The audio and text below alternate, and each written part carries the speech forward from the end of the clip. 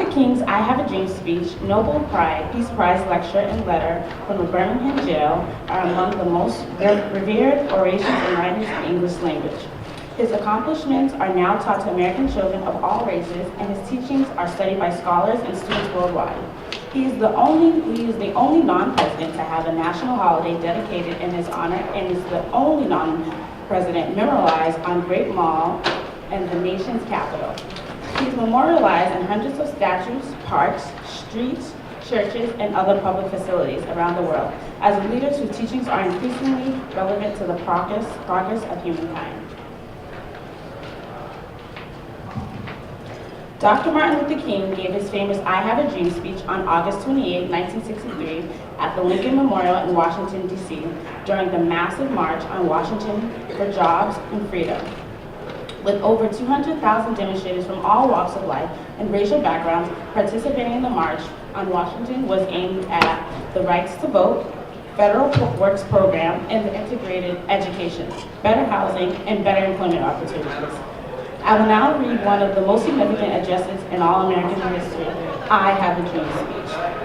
I have a dream that one day this nation will rise up and live out its true meaning of its creed, that all men are equal.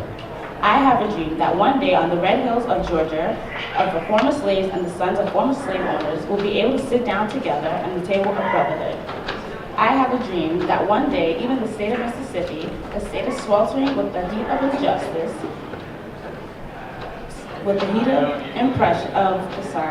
sweltering with the heat of oppression, will be transformed into an oasis of freedom and justice. I have a dream that my 4 little children will one day live in a nation where they will not be judged by the color of their skin, by the content, but by the content of their character. I have a dream. I have a dream that one day, down in Alabama, with its vicious racists, with its governor having his lips dripping with the words of interposition and nullification, one day, right in the Alabama, little black boys and black girls will be able to join hands with little white boys and white girls as sisters and brothers. I have a dream today. I have a dream that one day every valley shall be exalted, every hill and mountain shall be made low, the rough places will be made straight, and the glory of the Lord shall be revealed, and all the flesh shall see it together. This is our hope. This is the faith that I go back to in the South with. With this faith, we will be able to hew out of the mountain of a despair on a stone of hope. With this faith, we will be able to transform the jangling discords of our nation into a beautiful symphony of brotherhood.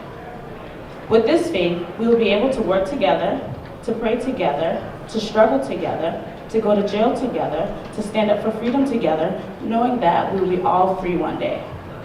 This will be the day when all of God's children will be able to sing with a new meaning, my country, 'tis of thee, sweet land of liberty, and of thee I sing.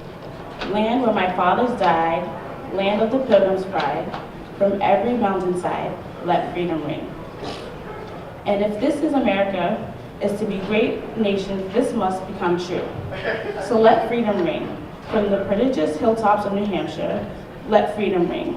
Let freedom ring from the mighty mountains of New York. Let freedom ring from the high Alleghenies of Pennsylvania. Let freedom ring from the snow-capped Rockies of Colorado. Let freedom ring from the courageous slopes of California. But not only that, let freedom ring from Stone Mountain of Georgia. Let freedom ring from the Lookout Mountains of Tennessee. Let freedom ring from every hill and molehill of Mississippi. From every mountainside, let freedom ring. And when this happens, when we allow freedom to ring, when we let it ring from every village and every hamlet, from every state and every city, we will be able to speed up that day when all God's children, black men and white men, Jews and Gentiles, Protestants and Catholics, will be able to join hands and sing. In the words of the old Eagle spiritual, free at last, free at last. Thank God Almighty, we are free at last. Thank you.